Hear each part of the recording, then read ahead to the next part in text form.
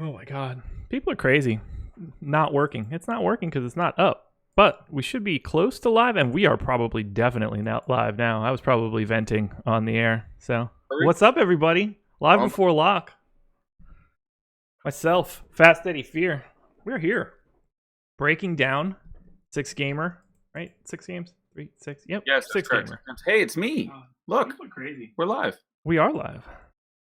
Just got the breaking news that Jaylen Brown is out, so I'm making some tweaks to my projections. So, I'm any premium refinishing my members- ranks. That was what I was waiting on. I expected to get that about 5:45. It came about 25 minutes late, but nearly there. Then we'll post these in just a second. I already had Marcus Smart, and I didn't think he was going to play. I already had Marcus Smart and Terry Rozier boosted up. So it's just one of those annoying times that hate the news before lock because you lose a hedge spot.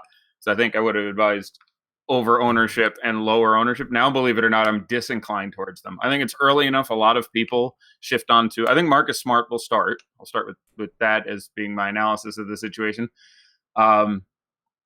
Probably slightly prefer Rozier due to that point because of the ownership, but I think they both get fairly heavily owned. And now I'm like meh in what's a truly horrible matchup against what's been a really impressive Bucks defense. So a lot of moving parts there. Yeah, I'm trying to think about where these extra minutes are going to go. You know, Irving, Rozier, and Smart are only going to play so many, so I assume some of them trickle to like Semi and like Marcus Morris in weird ways. Position is sort of whatever for the Celtics. We call those empty minutes. I do like Horford even a little bit more now. Horford was sort of my dark horse guy of the night. Al Horford was a guy I really wanted to be over the field on tonight. Or advise people to be over the field on tonight at like 6,000. I think he has a really safe floor. I really like the matchup for him.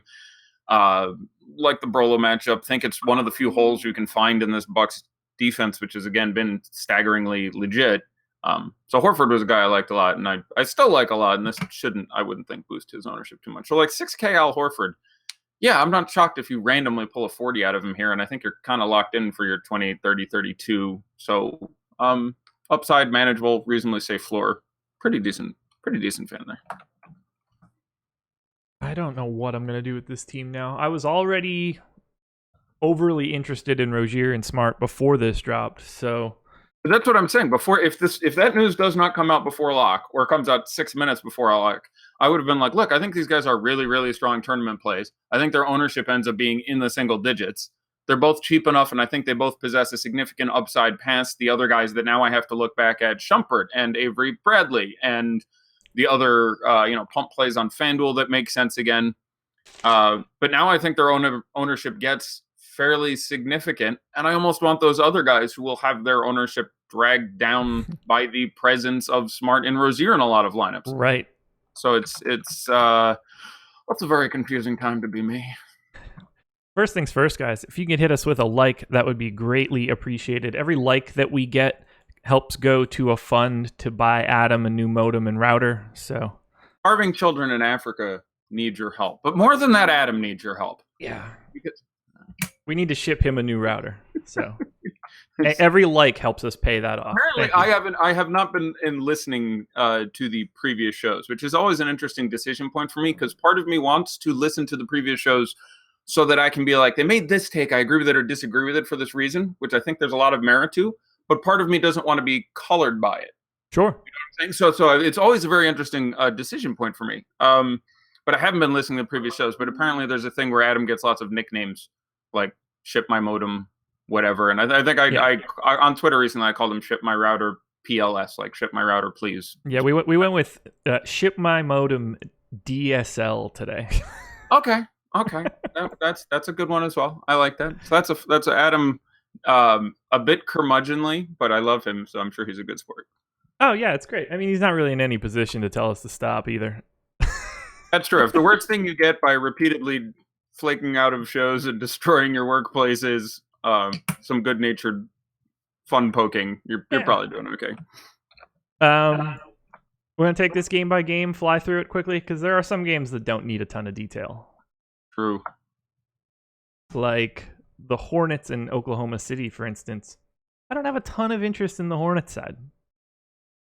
Yeah, I think you can play Kemba Walker, but the price has gotten to the point where we're sort of starting to close out the upside, and Westbrook is too cheap on DK, and so you're more inclined to just pay up to that point. So yeah, I don't have a ton of interest. Certainly, I'm not going to look at any Kemba Walker lineups and be like, oh, that's wrong because he's just gone massively and has a floor of like 40. So really don't have an issue with you playing Kemba in anything. But past that, some interest in Jeremy Lamb, DK. He's way too cheap. He's 4,400. I think people take that shot. That's not dissimilar to the 5,200, 5,300 for Batum. I do like the fact that Oklahoma City is basically rolling out a collection of mannequins at shooting guard right now who just waste oxygen and don't do anything on the court for 48 minutes. So that is a spot he can get an advantage. Whereas he's not the peripheral guy, Batum is. He can randomly pick up stupid high rebounding games. I would have rather had less rebound inclined centers out there to do that. But I think Cody Zeller makes some sense in tournaments and as a cash punt. It does frequently well when they need him to just big body someone. So he will be elbowing around Steven Adams a lot. Yeah. I don't think it's a particularly great matchup for Steven Adams. You can still play him because the price is reasonable, but Cody Zeller makes a fair amount of sense for me. Someone I'd try in tournaments. Cash punt, I would rather play, Deadman if I'm on DK, if I can come up with a few $100. FanDuel still doesn't seem right. So just like random tournaments. So I can see like taking a random shot on Lamb, more than a random shot. Lamb at 4,400 is legitimately, he can very easily get 30. There's a real upside there. Hasn't in a couple games. He's been in the teens in the last couple games. But Lamb, legitimately, I support as a play. And if you want to have a share of super cheap Marvin Williams or super cheap Michael Kidd-Gilchrist or Cody Zeller, I think those things are fine in Kemba and just about anything. I don't think you get another random 40-point Tony Parker game anytime soon. But if you're in 150 and you had a Tony Parker share, I'd be like, it could happen. So, yeah, not a ton of interest in Charlotte. I think you correctly labeled it as not a ton of interest in Charlotte. Yeah, I would totally agree with that Lamb take. 4,400 on DK, just ridiculously too cheap in comparison to his price on FanDuel. He can randomly grab. Like, he had 16 rebound games last year. Yeah, he's solid. Really peculiar. Now, I think that's less likely with Zeller getting more time proportionally. And like D12 is out for a lot of those games. And Steven Adams out there. I think it's unlikely he pulls in the double-digit rebounds, but not impossible. And if you randomly got 18 points, 11 rebounds, a steal, a block, and 3 assists out of him for some ass backwards 40-point game, I'd be like, yeah, that was possible. The pace on this Thunder team is significant. They're 5th, 6th. I don't know. Check that one for me while I finish up these rankings so people don't fricassee me. But they are 6th in my pace rankings. So yeah, I know a lot of people have different pace rankings. Somehow pace is not. It's the one stat. You don't get in fights as to how many rebounds a guy has, and pace is a pretty standard computation. But for some reason, it's the one stat that a lot of people end up with different, usually slightly different, but I get a lot of, I have him 7th, I have him 9th. For some reason with pace, I hear that a lot. Yeah, well, I can tell you why I do. So I don't use a straight average. Every game is weighted for recency. So if they played a particularly fast game yesterday, but not so much 2 weeks ago. So you're just making up your own stats now. That's bold. Always have. That's bold and compelling. Yeah, well, and you said I have... Yeah, I mean, look, it's always going to be relatively close to the average. Stat. I'm a huge fan of developing your own stats. I just didn't realize you'd actually fully gone there. You didn't let me know that you were taking it all the way to the house. Oh yeah, yeah. I don't mess around. Okay, I try to recreate as much as I can so that I don't have to rely on someone else's information, just in case that person goes away. Then how am I going to keep doing it? Right. I think that is either incredibly smart or incredibly dumb, and very frequently in the middle. Yeah. Is one of the weird things. Like, you're a really smart guy. I trust that you'll make the right decision most of the time when you do that. I trust that you would generally look at stats and figure out where they're flawed and improve them. The problem is where you fuck up once you've now thrown everything the hell off. Like, the entire process of building a projection system fascinates me because there's so much to take into account and so much to weight as far as this happened recently, this happened last year in the same matchup, this happened last year in the same matchup with similar teams but different coaches, this happened last year in the same matchup with the same coaches, but they've largely swapped around a lot of players, back-to-backs on the road, just home. Although there's so many different things you can choose to take in your model. And pop it, like, I'm looking at DVP, I'm looking at DRPM, I'm looking at pace, I'm looking at downloading the individual shot data of who defended who in this thing, extrapolating that out to how frequently they're defending. Like, you can take your model and you can go with the thing, and then somehow you have to take all that information and balance it. As in, my model looks more. So it's I consider it a fascinating process that some people are amazing at and still nobody does well. If that makes sense. Oklahoma City. Russell Westbrook, 12K on FanDuel, 10-7 on DK. I can't decide if that was rudely dismissive of my monologue or an incredibly intelligent reversion to a relevant topic. Sorry. I'm just reading the tea leaves of 38 minutes and 0 games so far. Okay, good. Sorry, that was great. I'm with you. Go ahead, continue. I don't disagree with you. We'll put it that way. But chat's getting restless, and I don't like getting yelled at by 1,000 YouTubers. Let's go. I'll have these up in about a minute and a half. Proceed. OKC. Russ at 12K on FanDuel, 10-7 on DK. I have quite a bit of Russ tonight. And I don't see a reason why I shouldn't. He's Russell Westbrook. Yeah, I think the Charlotte pace has not been everything I expected it to be, but I do think people look too much at pace ordinal ranking. So, like, if you look at Charlotte, their pace is, I don't remember off the top of my head, low 20s or something like that. They're 22nd in pace, give or take 2 spots, I think. And is that about right? I think I have them at 21st. Right. Okay, so that's about the thing. But 21st is not that much slower than 10th. Like, 10th is 3% faster than 21st. Yeah. Everybody is playing really, really fast. There are a couple teams at the bottom that are really lagging and a couple at the top that are flying. But you hear they're 21st, and that conjures up, oh, this is a slow matchup. And I see people frequently writing, like, I'm a little worried about this matchup. It's slow. It's not slow, okay? Compared to ridiculously fucking fast, breakneck speed, sprinting until we puke, you're only at really, really, really fucking running. Like, yes, I'd rather it was, 106 possessions a game than 102 possessions a game, which I think are about the numbers we're talking about. Is that ballpark about right for, like, 5th in pace to 21st in pace? That sounds about right. Yeah, but yeah. So I think that's overstated. I've heard a couple of people today talking about this matchup, like, well, I'm kind of worried about the pace. Don't be worried about the pace. Like, the Hornets are moving the fucking ball. Kemba isn't, crawling up the court. The guy is running. They have some older personnel. They're a little bit slower, but you're talking about a couple percentage difference here. So that's the most frequent argument I've heard today, people saying against Westbrook. It's not a good argument. That doesn't make any sense whatsoever. The fact that the other team is, going to try to guard him with a combination of slow/tiny people, and he's Russell Westbrook, and the entire league is playing 1,000 miles an hour. And his low scores by Westbrookian standards, where you're getting, high 40s, low 50s, are artifacts of, I'll just say, limited occurrence things. So I'm probably more anti-Westbrook than most people. I think I tout against Westbrook more than almost anyone else. And I feel like I get it right a lot of times. This isn't one of those spots, especially on DraftKings. I'm a huge fan of just windmilling Westbrook in there. I think you're pretty safe into the 50s today. And it wouldn't surprise me if here's your 60s, 70s, 80s game. So, like, I do like Westbrook quite a lot there.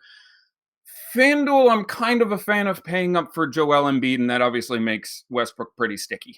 So I have no issue with you paying $12K to play Westbrook on FanDuel.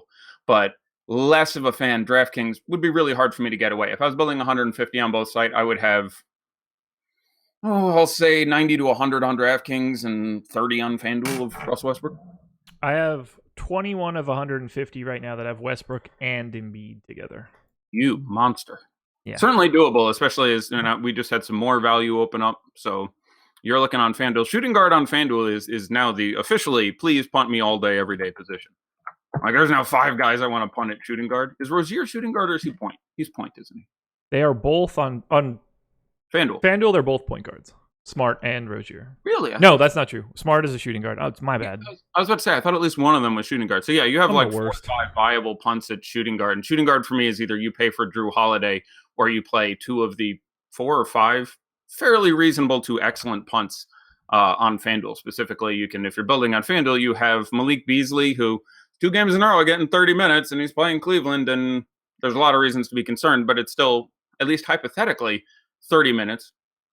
Low side, I still feel safe we're getting 20-something. $3,600. Cleveland, who isn't stopping anyone, doesn't want to be stomped. Possible blowout. He's young. Other guys a little more likely to be limited on a back-to-back on the road type situation. So really like Beasley. I really like Shumpert. Got a day of rest. I want to get all the guys from that game I possibly can. I'm pretty sure the Kings and the Hawks are still 1 and 2 in pace. I expect a lot of guys to outdo their scores there. And I think Shumpert probably plays 25 minutes or so again tonight. I have him projected for backup there. So Shumpert, we just mentioned now Marcus Smart, who I do think gets the start. I don't know if they've confirmed that yet. Let me see if we've got that news. But I think Marcus Smart starts at the 2. No lineup yet. No lineup yet. But I think Marcus Smart is going to get the start, so he makes a lot of sense. So yeah, I'm a fan of Punts and Drew Holiday there. Dennis Schroeder, 5,100 on FanDuel, 5,600 on DK. He's a guy that's popping up for me, and I hate it. I'd love a Dennis Schroeder take. I would, again, FanDuel, he's shooting guard. Right. I'm pretty sure. So, yeah, no, I don't want to do it. He's always fine in tournaments, but I do think you're kind of hoping for a blow. Like, I need someone to be injured. Like, I just need someone to be injured. When that team is healthy, I still think you're getting mid-20s in minutes in Schroeder, and that just caps the upside enough where I like Schroeder. We ran him all, preseason. Yeah, I would fight against that. Okay. I don't hate him in a tournament, but if I was crunching and it said play 30% Dennis Schroeder, I would be disinclined today. I would be just trying to find more random Hawks and random Kings to randomly slime in there. I get that. Anything else in the OKC side that you're interested in? I don't have much of anything else. I have no Paul George, no Steven Adams. Yeah, Paul George is over 9K everywhere. I still think is always fine in tournaments. He just does enough steal. Yesterday was a crystal clear example in the randomness of steal block. Like, you look at all the guys who've gone off over the last couple days. There's like, Noah Vonleh ended up with 5 combined steals and blocks, and this guy won tournaments. He ended up with 5 combined steals and blocks, and other guys played perfectly good games and just didn't randomly hit that upside. Like, people are like, man, what was wrong with Anthony Davis yesterday? He played 40 minutes and randomly hit 1 stock, which in 40 minutes, he averages this year like 5 and change. Yeah. And most years 4 and change. And it's just a low enough occurrence that he just didn't randomly happen to come in. So he ended up with 45, 50 fantasy points. And people are like, man, what was wrong with him? Well, he was a little beat up and he wasn't a monster. But that game for him on average, if the steals and blocks come at an average pace, is 56 fantasy points. They didn't. So it was 46 fantasy points. And people are like, oh, what the hell was wrong with him? Nothing. He just randomly didn't hit those chunks. So just kind of tilting for me yesterday. I was looking at all the guys. They were like, oh, I earned you more on this guy because he got 6 steals and blocks. There was just a lot of guys who randomly picked up 3 steals and 3 blocks. And, you looked at them otherwise, they were fine. But guys just absolutely crushed their prices, excepting Derrick Rose, who was just a monster in every way, shape, and form of the word. But, yeah. Cavs in Denver. This is a low-scoring game, which is kind of crazy. I would have expected Denver to just mop the floor here. But I'm not getting much of this game, and I'm surprised by it. The only guy that I'm really getting on Cleveland is a little bit of Decker. FanDuel caveat. I wouldn't touch him on DraftKings. But I have a hard time going to anything else in Cleveland. And then in Denver, I thought that I would be getting more Jokic today. Just doesn't appear to be the case. Just a little bit of Millsap and then some of the random guards that I can't really figure out if I like Monty Morris, Malik Beasley, or Torrey Craig more. So I have a smattering of all 3. Well, the answer isn't Torrey Craig to me. What's the most fantasy points Torrey Craig has this year? Probably not a lot. Well, I'm saying take a peek at it. He's had opportunities to start, even got back and closed last game, which he hadn't been doing because he was sort of getting that ceremonial starter treatment. But what's the 25? He got to 25 points. Okay, yeah. He's I'm just looking at the other guys as more likely to randomly accrue an upside, and I think he's a little less likely to close. So between those 3 guys, setting aside price and position scarcity and all that, I'm more excited to play Beasley or Monty Morris. I agree 100%. By the way. Yeah, where the prices are roughly equivalent, I would be more inclined towards Monty Morris. I think the ownership's going to be a little bit lower, and if you have the extra dollars to go there, I think I would like to go there a little bit more. And again, more inclined towards taking those guys in some sort of, hopefully expecting the game to blow out a little bit or go badly. Again, that game yesterday got to overtime, so that was even more minutes for guys. It was really low scoring. I mean, those teams had 190 whatever the hell points in regulation. Not surprising for the Cavs because I think Denver's offense is legit. Defense is legit, rather. But, surprised that Denver couldn't manage to put up 100 in regulation against that Chicago team with Parker starting and everything like that was legitimately very surprising for me. So, looking at this game, it is tough. I've spent a fair amount of time looking at the Cavs rotation and trying to figure out exactly what the hell is going on there. We have obviously really a one-game sample size. As I know, and other people I saw talking about in chat, George Hill was in some foul trouble last time, but just the prices don't. I'll give you the 30 seconds on everyone. If I'm playing someone in a tournament on DK, I would actually probably play Cedi Osman. I think he has underperformed. He is in a spot I like him, particularly in this matchup. I want him. He gets a good matchup. I do expect Torrey Craig to guard him. That's the most advantageous matchup you're really going to get going here. I think he gets back up to taking 18, 20 shots. I think they run the same lineup. So, I'll play Cedi Osman at 5,500 at limited ownership and not feel great about it. But I can play the same price for Rodney Hood. He looked good last game, but that's certainly not a consistent quantity. And I don't want to pay 5,500 for Rodney Hood. Maybe George Hill gets 28 and Colin Sexton gets 20. It doesn't look like they're going to play them next to each other. Sexton's 4,600 and $5,000. I don't want to pay that for him. I'll play the value guys in the Hawks and the Kings. George Hill's 4,700 and 5,100. I don't want to pay that for him. Decker's up to 4.5, 4,600. Again, we talk about those infrequent stats. He had 3 steals and 5 assists in that last game he went off, and his price is now up to the mid 4s. And I don't mind him. I would probably project him for low 20s in fantasy points, but you kind of got the ceiling game. Like that last game where he put up, I want to say he got 30 something fantasy points. He got into the low 30s. Am I? That sounds right. He got 38. That's pretty nice. That's higher than I remember.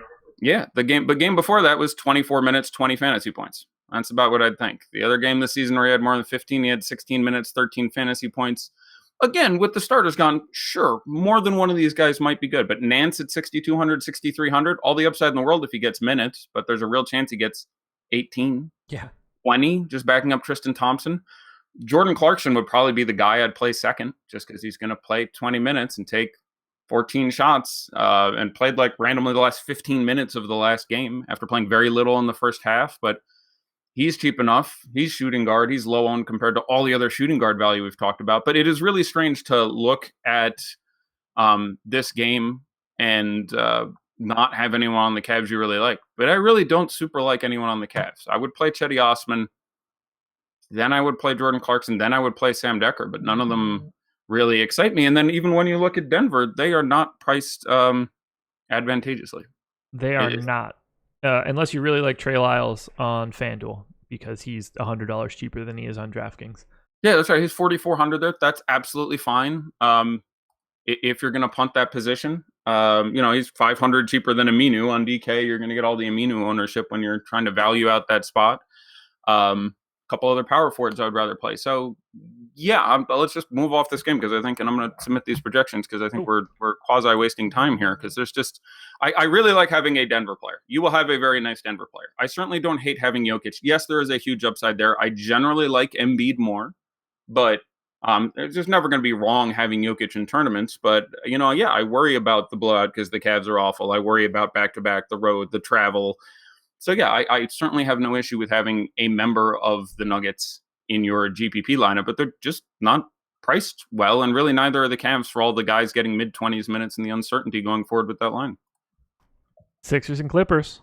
Yeah. I'm just going to throw this out there right now. I have a ton of Embiid, a ton of Simmons, and uncomfortably, I might add, a ton of Dario Saric.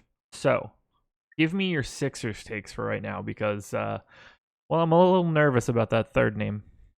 I would be more nervous about the Simmons name of those three. Now, the reasons, there are great reasons to like Simmons coming off a dreadful triple-double game with the turnovers. That'll hopefully keep the ownership down. The price is still very low for the relative upside. Certainly no issue with you running out some Ben Simmons in tournaments. But I believe that the guard defense on the Clips is legit. And I do believe it forces the ball down where you're dealing with an immobile Gortat and a defensively challenged Harrell or Boban, whoever else is in there. It is a spot that portends me to like Embiid a lot in this spot, which I do think has some negative correlation with Simmons. Now, Simmons can take 9 shots and get 60 fantasy points. It's very possible. He can get 2 steals, 2 blocks, 14 assists, 13 rebounds, and 11 points and have just an absolutely massive game. So I wouldn't say don't play Ben Simmons, but I really like the down low spots here. I do think you quite possibly get a better game out of Saric, and that's not saying much, but his price has obviously descended to a very tolerable point. I like the punt there. I would rather spend the money on Tobias Harris. It's a really good spot for Tobias Harris. I want to play Tobias Harris more than I do Dario Saric. I worry about Dario's usage a little bit. I would rather play Tobias than Gallinari by quite a bit today based on their defensive matchups. I'm pretty sure Covington should be on Gallinari most of the game, and Saric is going to be on Tobias Harris, and that looks good to Tobias Harris for me. And the guard length presents some issue there. So, yeah, no issue with any amount of Embiid. I think he's great. No issue with Ben Simmons in tournaments, but I am worried it just flows to more of a front court, half court style game, which I don't think necessarily benefits him. He's not going to be bad. Like, I think he gets 45 or so, but I do like Embiid by 8 or 10 more points. And Saric is cheap enough that, yeah, absolutely, that can come through. Tobias is not a particularly stellar defender. And again, Saric has been worse than he actually has been, if you will, in his fantasy production simply because of he can't make open 3-pointers. And I don't think that is something that persists for the entire damn year. I just think that's small sample size, and that will start to revert. So he's going to get 5 open threes again today. Would not shock me if he finally made 3 of them, got you 30 fantasy points. So I actually would be, of those 3 guys, the one I would be most disinclined to be playing would be Simmons, and I still think he's a very good play. So that's my take on the 76ers. We would naturally transition to the Clippers, and let's start with your take on Tobias Harris. I have 0. I also wrote him up as a fade in my article today. Tell me about it. Why? What is your reasoning for that? And I guess I should be very specific. I wouldn't touch him on DraftKings at 7,600. I agree. He's actually strictly cheaper on always Gallinari and Harris are good plays on FanDuel because they're always too cheap. And on DK, they're about appropriately priced. I still like Harris quite a bit in tournaments on DK. I think there's a really significant upside there. But I agree he's much, much better on FanDuel. Yeah. So we're projecting him right now at 26% ownership and as the quote-unquote most expensive power forward. Now, 7,500 doesn't matter. I mean, that's not really like an expensive guy for anything, but he's the top of the list. I just like too many things right around him. I'm probably in a minority of liking Paul Millsap today, but he's at 1% ownership. I will like 26 to 1. 1% Paul Millsap much more than 20% Tobias Harris. Right. I will happily concede that would be my opinion on that particular dichotomy. And I would prefer Jason Tatum, even $1,000 less, similar ownership. Not that Jaylen Brown makes much of a difference, but it at least opens up more minutes if he wants them. But I would just generally prefer Jason Tatum in that spot as well. I'll slightly differ there, but okay. I don't think it's incredibly off. You are saving a very relevant amount of money. Brown being out, I think, helps more than it hurts. Again, I like the Horford spot a little bit more, but I don't have a strong difference there. I just look at, on FanDuel, yes, he's going to be popular because he's the most expensive power forward who's actually playing in the game. And, if you're spending up, that's where it goes. And there's really not that many other great options. We like Aminu at price. We like Saric at price. Montrezl has obviously hit some ceilings, but power forward's pretty goddamn thin. So saying I don't want to play him because I want to get away from chalky Tobias Harris, I think is an absolutely well-constructed argument. That is essentially the argument. If you were at like 10%, I wouldn't have much of a stance for it. But if he's going to get that sort of ownership and still be relatively expensive, I just think that I can do better things with my money. It's not so much of I like him against all of these power forwards, but I think that I can spend $7,500 better at other spots. Yeah, I don't have any issue if at power forward you end up playing Al Farouk Aminu and Henson as a tournament punt, or Marcus Morris at 4,700. I imagine you'd have some exposure to, or Saric. Like if you end up Morris and Saric quite a bit. Yeah, right. And that's I think that's absolutely fine. I'm a general believer in Tobias Harris. I've spoken a lot this year about how Gallinari and Harris have to take the shots for this team. The rest of the starting lineup doesn't have an offensive game. It's like the Knicks and a couple other teams where I just feel really guaranteed in their production. Those guys are going to take their 15 shots every game. And I do like the matchup for Harris. So I'm inclined to still go over the chalk there, but I certainly agree with the theory of avoid expensive, avoidant, popular guys. So I get your argument, even if I happen to disagree with the specific conclusion you drew. Sure. Logan Dean Music in the YouTube chat. Why is nobody on Covington at 5,400 on DK? I'm going to go ahead and point out the fact that you are clearly not an Awesemo.com premium member and have no idea what his ownership projections are. So you should definitely sign up because you're missing out very specifically. He's been legit good, and his matchups are excellent. Again, you're going to end up with lots of forward production in a lot of games for the Clippers, just because again they have to carry the water on offense, and neither of them are particularly gifted on defense. So yeah, Saric and Covington, I'm fine with any of either one of those guys you want to have. Like I like the Sixers plenty in this game, but I like them the more the bigger they get. Logan Dean, live before lock, one big word, promo code, 7-day free trial if you're interested in figuring out ownership projections. Yeah, personal service. Nice. Any additional Clippers? Not really a spot I have a ton of interest in outside of my main man, Lou Williams. I'm fine with Lou Williams. Again, he's just tournament guy for me. I really think it's hard for him to get the upside in the 24, 25, 26 minutes I think he gets. Can he do it? Can he get 31 real points to get 38 fantasy points? Yes, that could happen, but I just feel like he's constantly going to give you 25. He's constantly going to play 25 minutes, get 18 real points and 25 fantasy points. Like, it's so hard for me to see him on this particular team construction powering out enough offense to get there, even at like a $5,000 price tag. So I don't hate him. It's just, I need some reason to think I need some guards to get injured.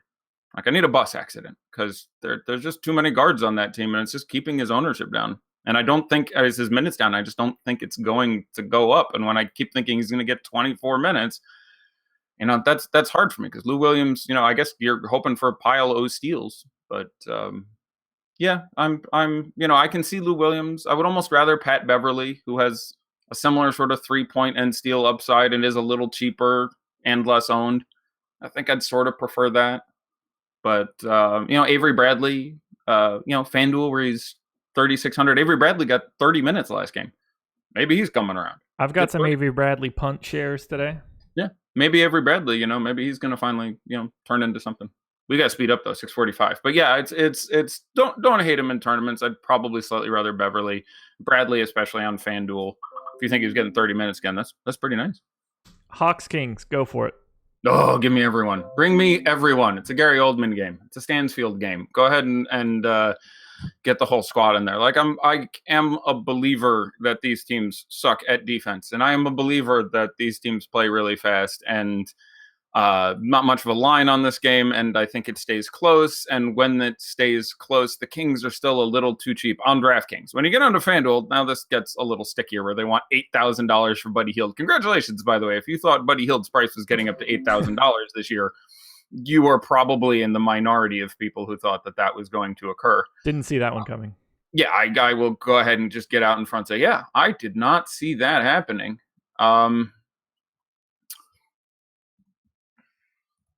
But so talking DK prices for a second, yeah, I like all these guys.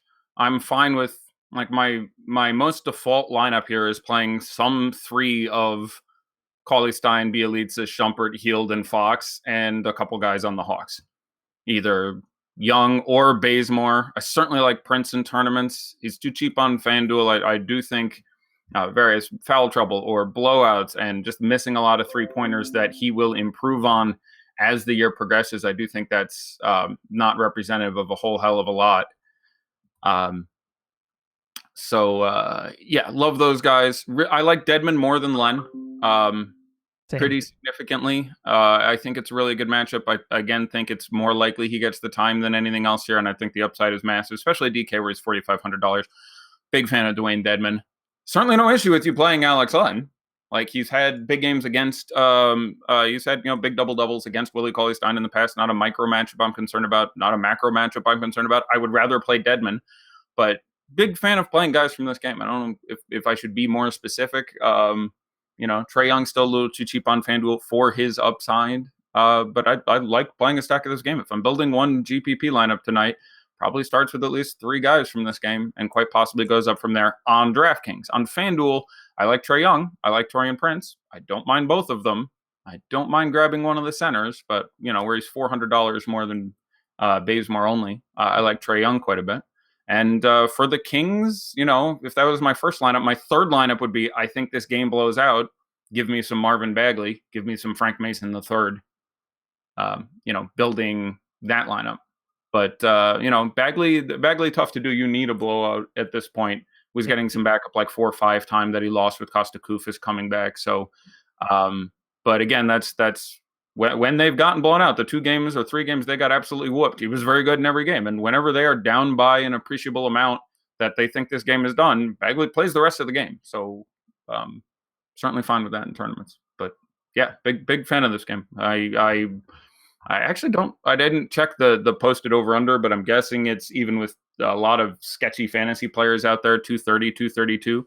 I still like Bielitsa. He's not out of play even at 7,200 on, he's at 40 plus fantasy points 4 games in a row. Are you fine with 40 today? I would think so. At least 72, 62, probably fine with 40. If you have other guys from this game, there's positive correlation. And is this really the matchup where he fails? He did it in tougher matchups than this one. He's done 4 games in a row. So, yeah, I'm a big fan of this game. I think there's people who are like, I'm just worried that I'm trying to get away from this. I think you're overthinking it on a 6-game slate.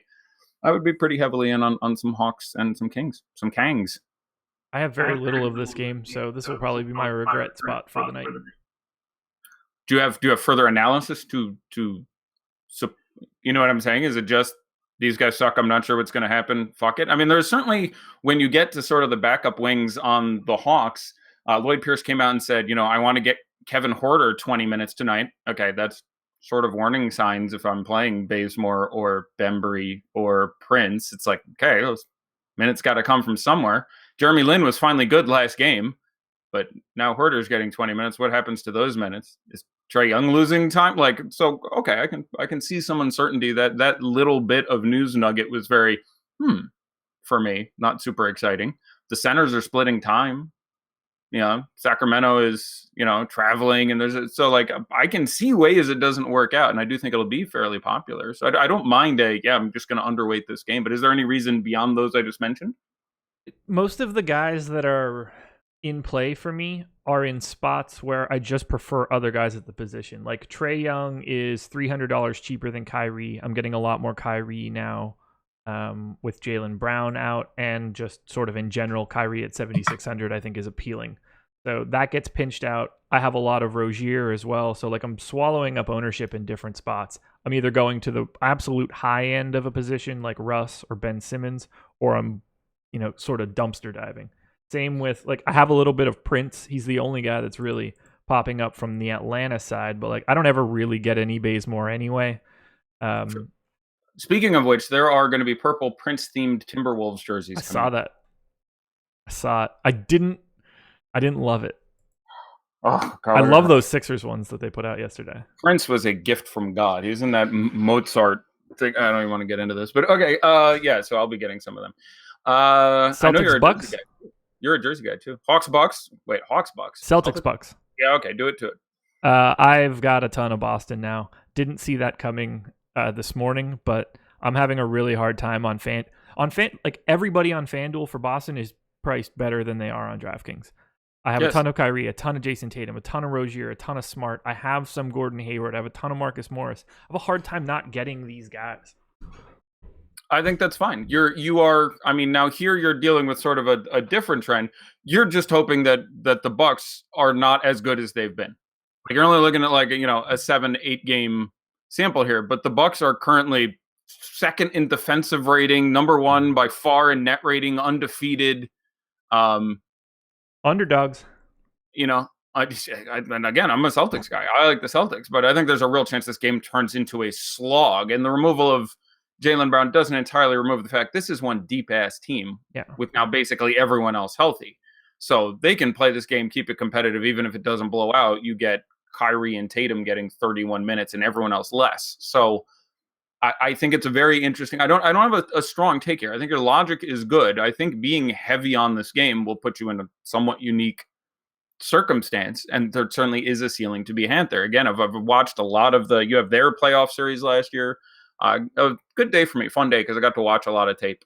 Obviously, the Bucks, a wildly different team at this point, and again, the Celtics. So I think I just use it as an excuse to go back and watch some of that tape. But that and the New Orleans Portland series, we're seeing some vengeance here. What's your take on Giannis? Man, what a weird spot for him. A guy that's going like at least earlier in the day, essentially unknown. Now that AD is out, I've got quite a bit of Giannis. I'm like double the field, and I'm super comfortable about it. It's obviously a really tough spot. Boston's defense is fantastic, limiting fantasy points 10% better than average. They're number one in the league right now. But it's Giannis, and he's 11-5, and I don't care who they're playing. He's got an upside that is just absolutely insane. So I'm comfortable being way over the field on Giannis. I'll take my chances. He was oddly chalky regular season against Boston last year. He had like 55 every game. He's got a little bit of ownership now, at least on FanDuel. Yeah, I'm not surprised. Again, I Westbrook is more. Embiid is at always sort of closed center position. I will say I do not hate on DraftKings either Brogdon or Brook Lopez. Those prices are just too little. Sure. Like 45 and 4,100. They're not shocking for me to get 30 out of either of those guys. So I have no issue with those guys. I don't mind Brogdon even in cash. Rolo, I think, is just tournaments for me, but I legit like at that price.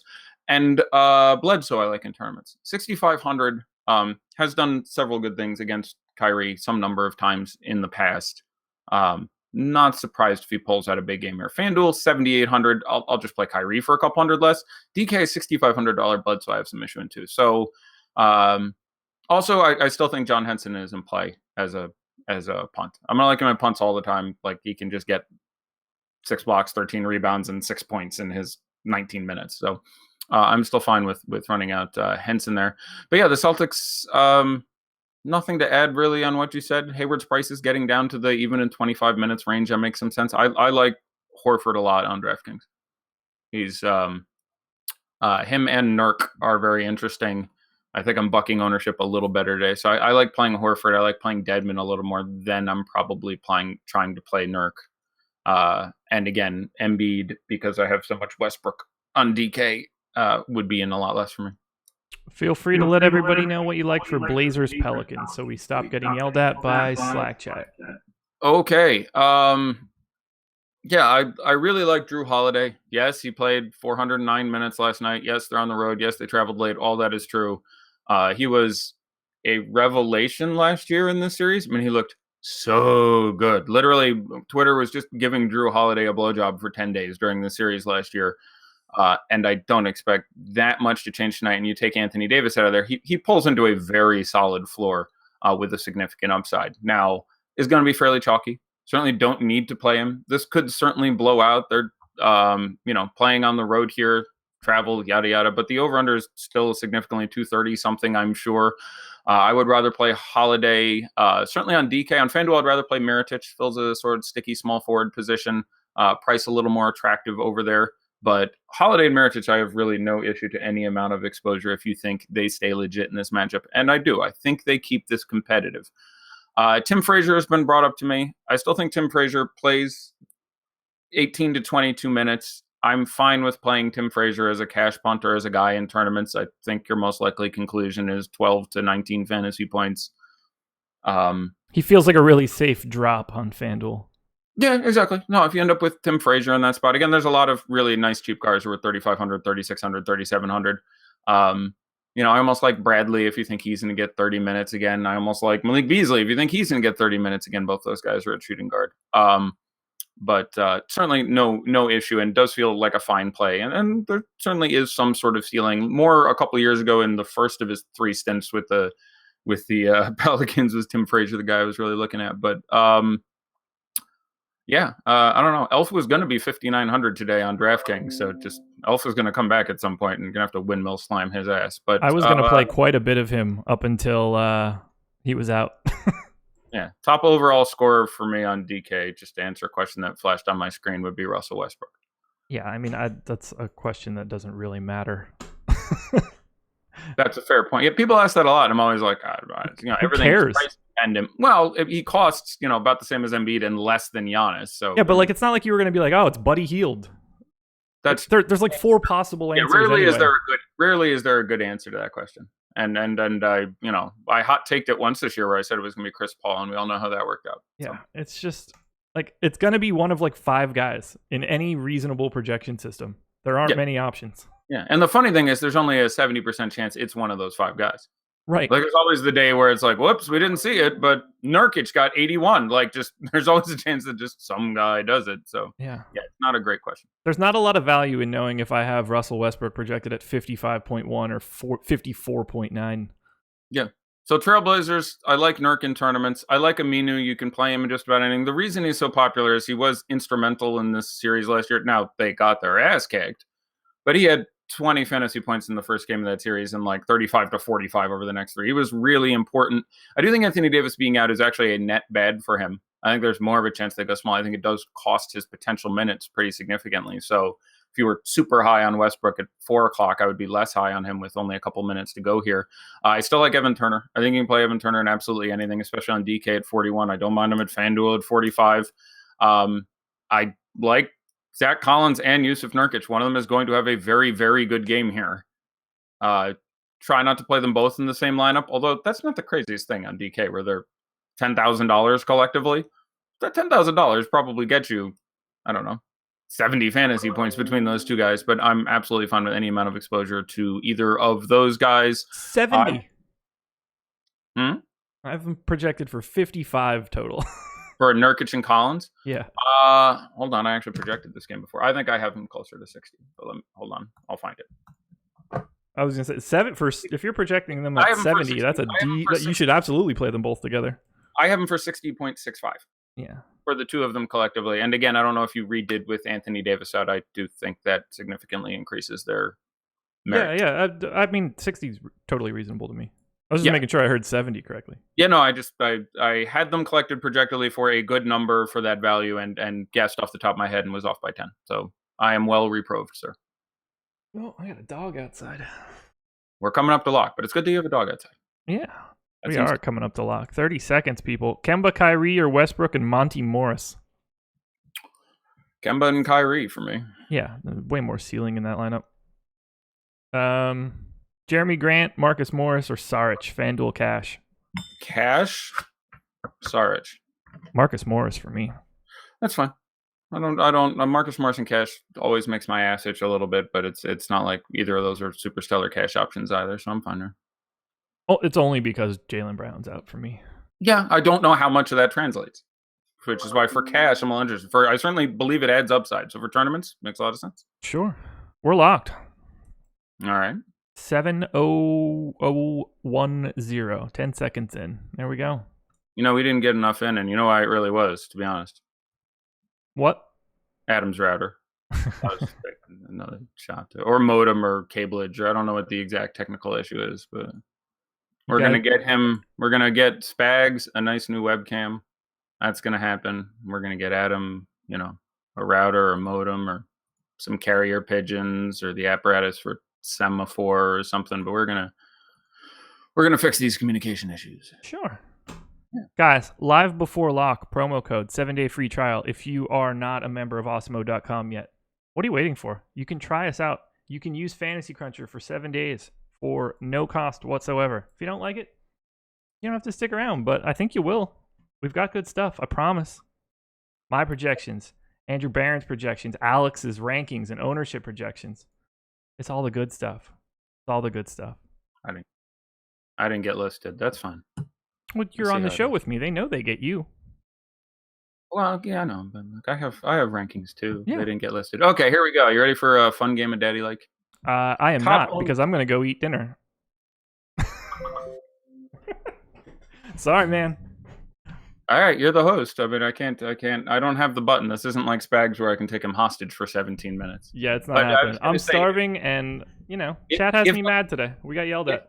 If nothing else, highest owned guy in the slate, Robert Covington. So for the guy who said, "Why is no one talking about Robert Covington?" Highest owned guy, Robert Covington. So just I appreciate you smushing it in that dude's face. so then I do it. I wanted to back your play. You decided to publicly humiliate the guy. I didn't want to leave you out there alone. So hey, we have this service that lets you know how much people are probably owned, and this one was, he turned out to be first so far, and we have him 7th for the slate. I think that's pretty damn close. What percent did we have him? I don't have it up any longer. Mid 20s, maybe, if I'm remembering correctly. 23.9. Yeah, somewhere in that area. Sorry, everybody. I love all of you. I'll see you guys in the morning. Best of luck tonight. Go Ben Simmons. Go Joel Embiid. Go everybody that I have. Eddie, anything else? No, you're all set, brother. Good night. Cool.